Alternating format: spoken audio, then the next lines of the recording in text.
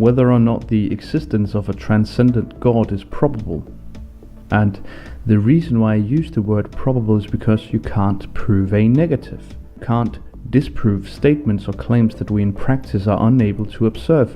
Hello everyone, and welcome to Barak Responds, where we talk about the aspects of atheism and the belief in God, both from the angles of logic and also from the angle of materialism and immaterialism, which is one of the biggest issues involved in the discussion of atheism and why atheism actually fails and is totally illogical and defies common sense as well. For instance, you can't prove to me that Santa Claus, the Tooth Fairy, or leprechauns doesn't exist.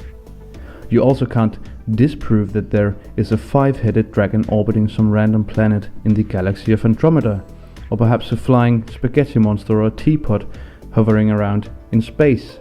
That's their go-to mockery of God. How do we deal with this argument? The fact that you can't disprove God, therefore it's somehow a cheating argument. We do know that there's a God from active information in our ordinary lives. And the fact that he says that you can't necessarily see, touch, hear, feel, or smell God is somehow, for him, very dispositive. But it's a nonsensical argument because we know that we live in a world of immaterialism just as much as we do materialism. Math, science, logic, philosophy, those things are immaterial things, yet we acknowledge that they exist in our realities. Let's continue on with some of his remaining arguments. Because we shall in this second method use logic in order to enhance our understanding of the probability of the existence of a God. You probably don't have a hard time figuring out that the examples I mentioned before are so unlikely that you will inside your head deem them not to be true. This is logical, but in terms of the list of gods, depending on whether you are an atheist, monotheist, or polytheist, you only subscribe to that god or those gods that your religion claims to be true. This is a bizarre argument. The fact that people have misunderstood the notion of God or have prayed to the sky and otherwise thought that there was a spirituality out there is evidence of God. It's the fact that we have an instinct for a higher being. We have it right. We do know from the existence of love and beauty and free will consciousness that there is a creator. Now, what that creator looks like, and whether he's the Christian God, a Catholic God, or the Mormon God, or the Jewish God, these are different languages toward the same creator. You have to understand that.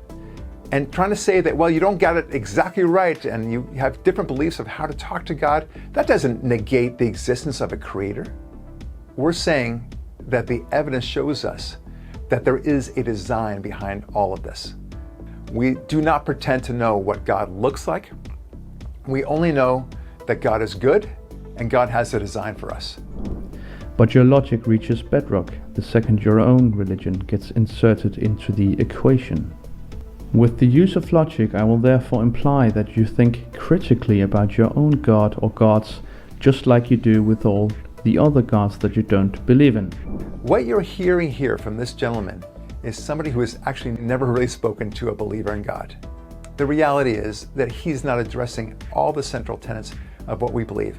I dare say that this gentleman probably has not really talked to a true Christian, a true Jew, to really delve into these subjects, because were he to do so, he would discover that his assumptions are all wrong.